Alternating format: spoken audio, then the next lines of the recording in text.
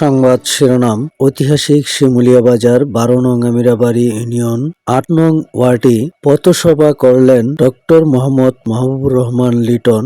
ধানের শীষ প্রতীক নিয়ে সকলের কাছে ভোট চাইলেন এবং প্রতিশ্রুতি দিলেন শিমুলিয়া বাজার সংলগ্ন রাস্তাগুলি সংস্কার করার। বিস্তারিত দেখুন ডেস্ক রিপোর্ট।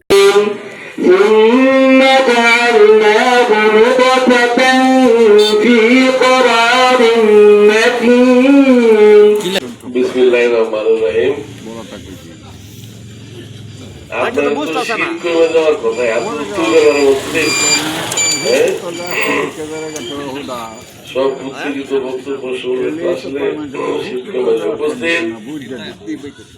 আজকের এই সভার সম্মানিত সভাপতি, আমাদের প্রধান শিক্ষক উপস্থিত, আমার ডান পাশে আমার মুক্তিযোদ্ধা, বীর মুক্তিযোদ্ধা ভাই, বাম পাশে আপনাদের সাবেক চেয়ারম্যান সহ নেতৃবৃন্দ, এবং আমার সামনে আজকে যারা দোকান টোকান সব রেখে আপনারা চলে আসছেন, আমাকে যে সম্মান দিলেন, সেই সম্মানিত আমার প্রিয় মানুষগুলা বিভিন্ন বয়সে বসে আছেন, আপনাদের সবাইকে সালাম, আসসালামু আলাইকুম।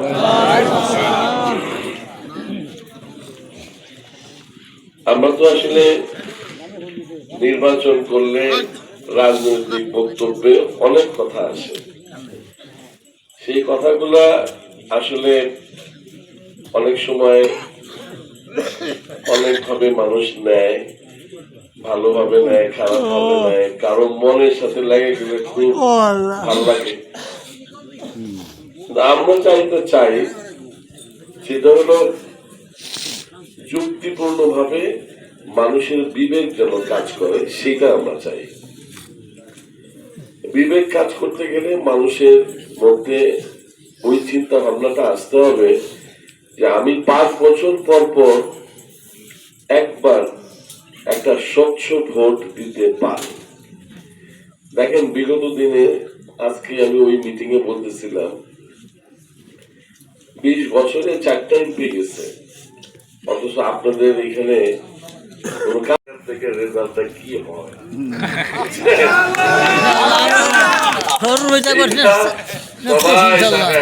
আবার আমারও ইনা বিনা বলার চেষ্টা করে, এনামুল মিয়া কিন্তু আপনার ভোট মানে ঠিক মতো আনতে পারবে কিনা বুঝছেন।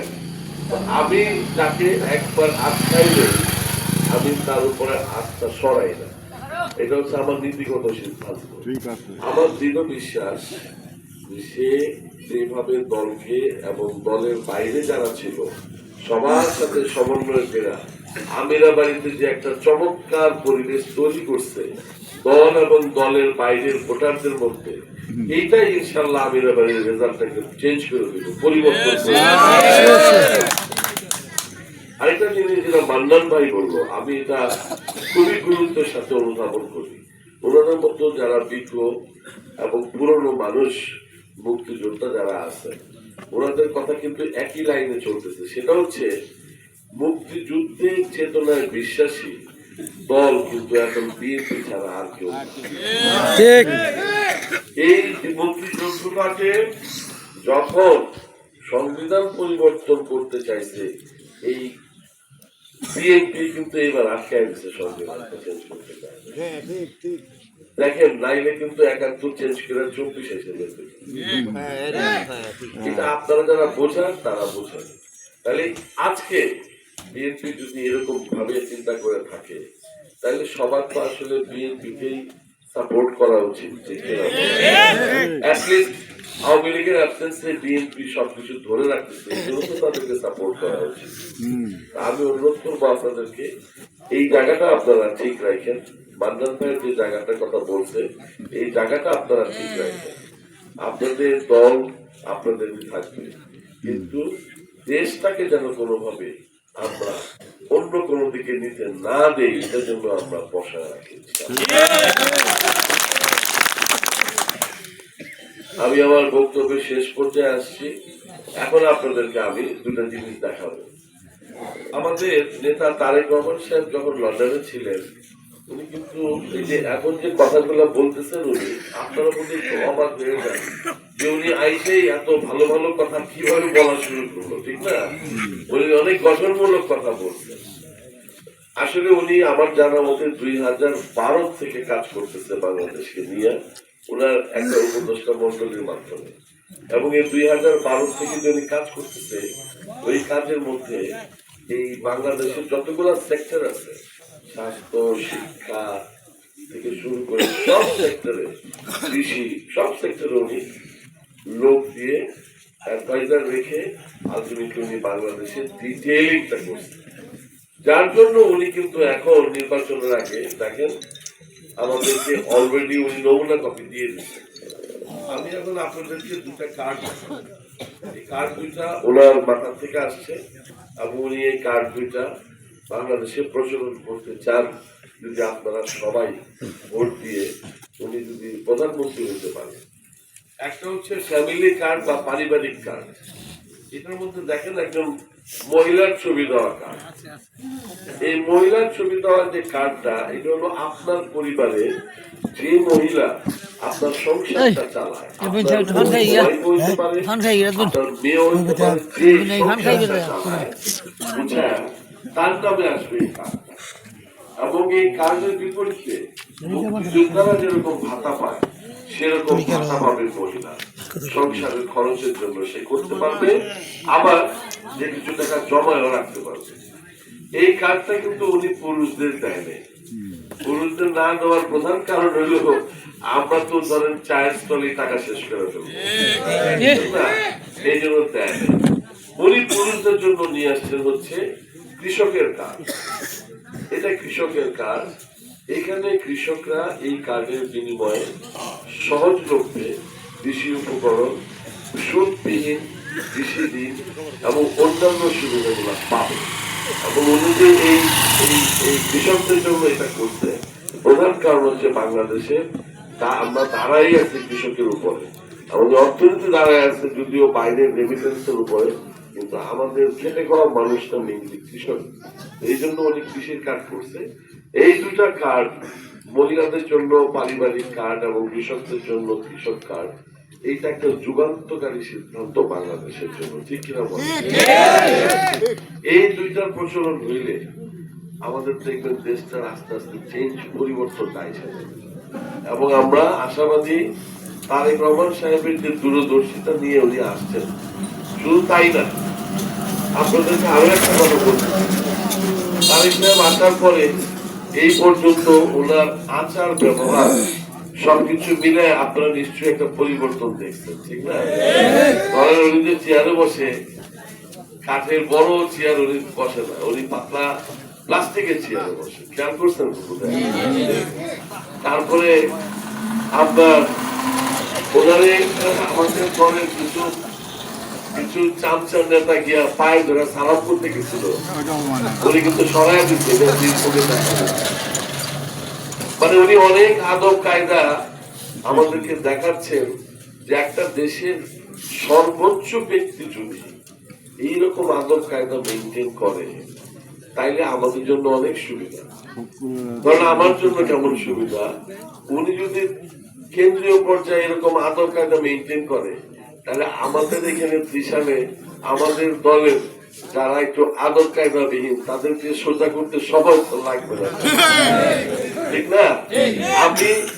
আমি নিজে যেহেতু একটা সোজা মানুষ, আমাকে অনেক সময় এই আদব কায়দা বিহীন আশেপাশে নিয়ে চলতে হয়, যেটা আমার মনে হয় এদেরকে নিয়ে না চলি, তারপরে চলতে হয়। কিন্তু কেন্দ্রের থেকে যদি আদব কায়দা সোজা করে ফেলে, আমার এখানে 1-2 ব্যাপার সোজা করা,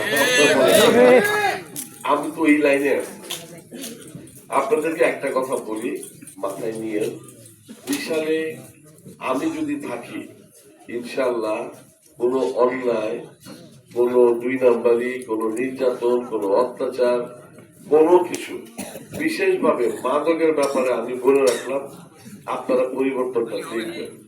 মাদকের ব্যাপারে আমাদের যে অবস্থা, এইটা ইংরেজিতে বলে জিরো টলারেন্স, আর বাংলায় বলে শূন্য।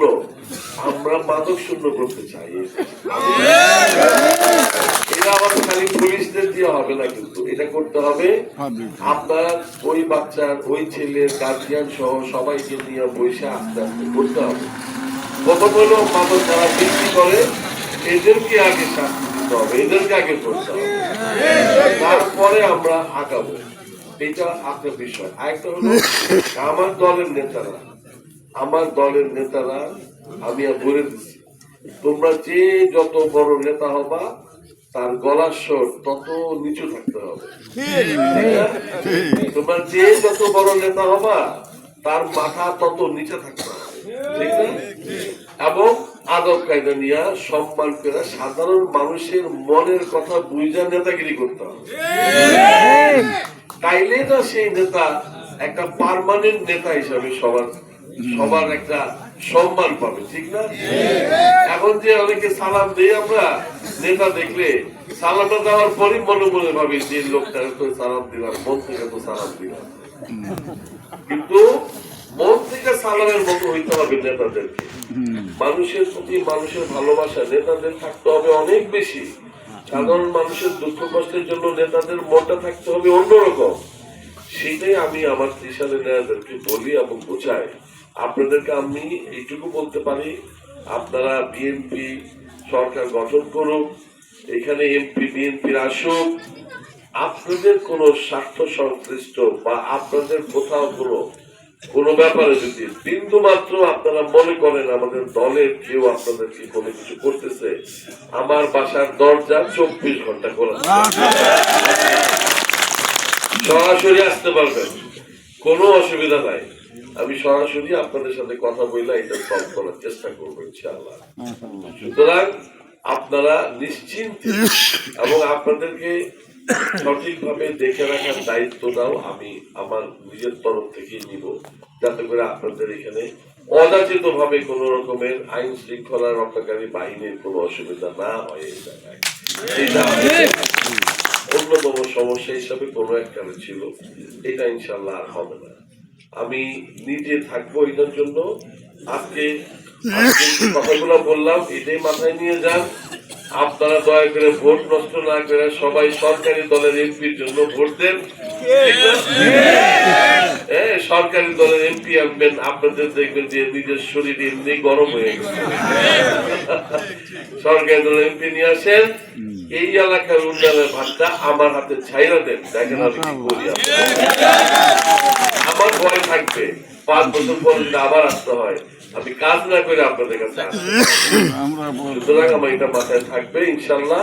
আজকের এই মিটিং এ সবাই আসছেন, আপনাদের সবাইকে আমার অন্তঃস্থল থেকে ধন্যবাদ জানাই আমি আমার বক্তব্য শেষ করছি। খোদা হাফেজ, সবাইকে ধন্যবাদ। আসসালামু আলাইকুম।